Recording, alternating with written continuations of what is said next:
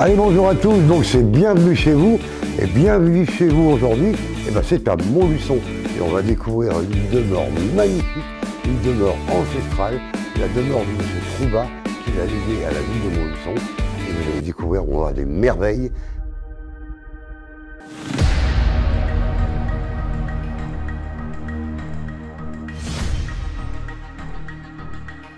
Inspiré du petit Trianon de Versailles, ce château de style néoclassique construit sous la Révolution est entouré d'un parc compromis réussi entre les jardins à la française et à l'anglaise. Le château de la Louvière a été construit entre 1926 et 1953 pour l'industriel montluçonnais François-Joseph Troubat. Le château deviendra un musée que la famille Troubat offrira à la ville de Montluçon en 1976.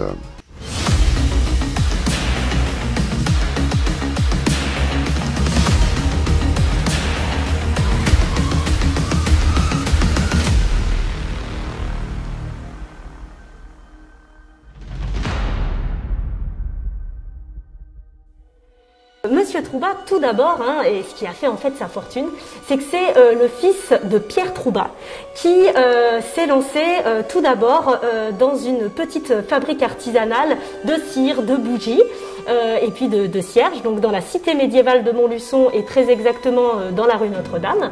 Et puis très rapidement, en fait, cette entreprise a pris de l'ampleur. Elle a été créée en 1872. Elle a pris de l'ampleur à l'international et elle est devenue ce qu'on a connu sous le nom de Société Générale des Cires Françaises.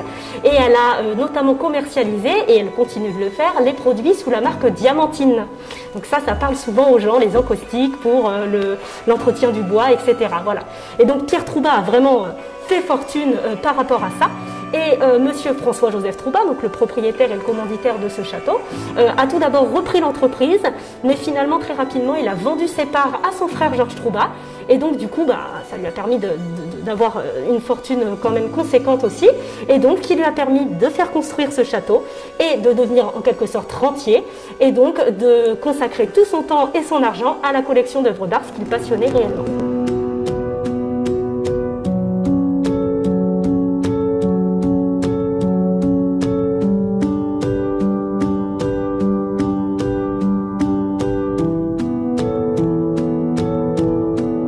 La décoration intérieure est baroque.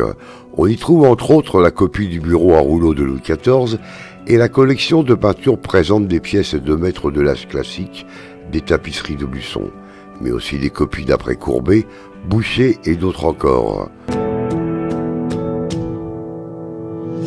François-Joseph Troubat et son épouse Marie-Germaine Lehoux, du coup, qui ont fait de ce château, en fait, qui l'ont fait construire pour en faire à la fois leur habitation, mais aussi le fameux musée Troubat-Lehoux, comme monsieur aimait l'appeler, en fait.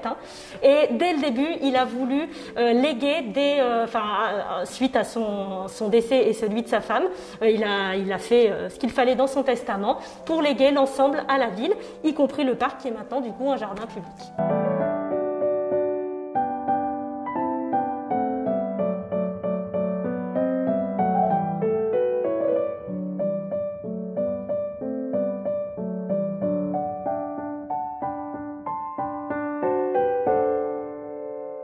Pièce maîtresse vraiment de cette pièce, et voire même du château, c'est ce fameux secrétaire à cylindre qu'on appelle aussi le bureau du roi, puisque cet exemplaire, c'est une copie, une des 7 copies au monde, donc c'est quand même très rare et c'est ce qui en fait la valeur aussi, du bureau qui avait été commandé par le roi Louis XV.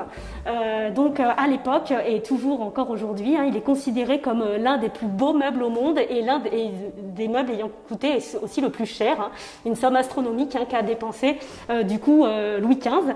Et ça se comprend parce que ce meuble, l'original du moins, a demandé 7 ans de travail et a mobilisé 14 corps de métiers différents. Donc avec les marqueteries qui se trouvent tout le long, les dorures, l'horloge à double cadran de chaque côté, ce qui pour l'époque est une prouesse.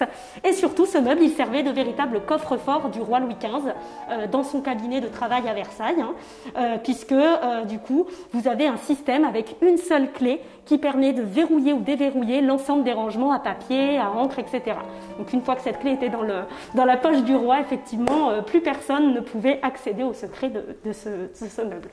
En 2003, le château fut rénové. Aujourd'hui, propriété de la ville, le château de la Louvière est ouvert occasionnellement au public.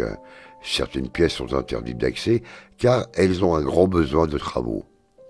Tout récemment, une habitante de Montluçon, amoureuse des belles pierres, a légué plus de 110 000 € à la ville de Montluçon pour restaurer ce château.